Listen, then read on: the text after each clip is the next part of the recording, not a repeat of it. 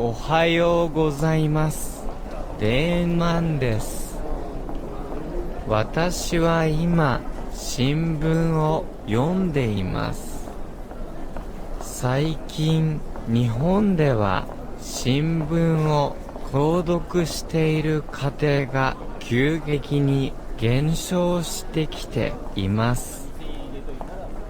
ネットのニュースで済ませている人が多いみたいですね。さて、こう見えて私は現在無職なのです。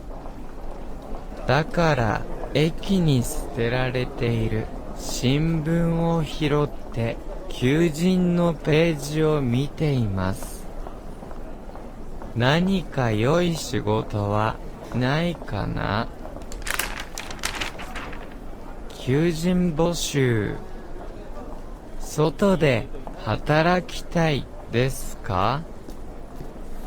経験は問いません。正社員。制服隊を定時制。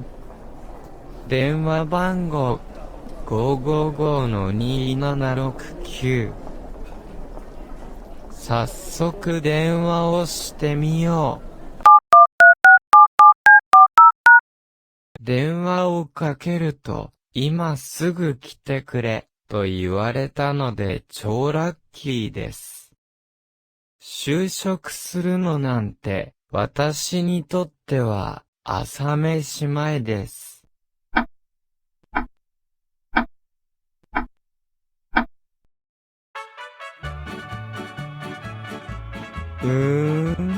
ちょっと思っていたのと違うなぁ。お昼にまた来るね。って先輩来るまでどっか行っちゃったけど、トイレとかどうすればいいのかな。かかしの仕事かよ。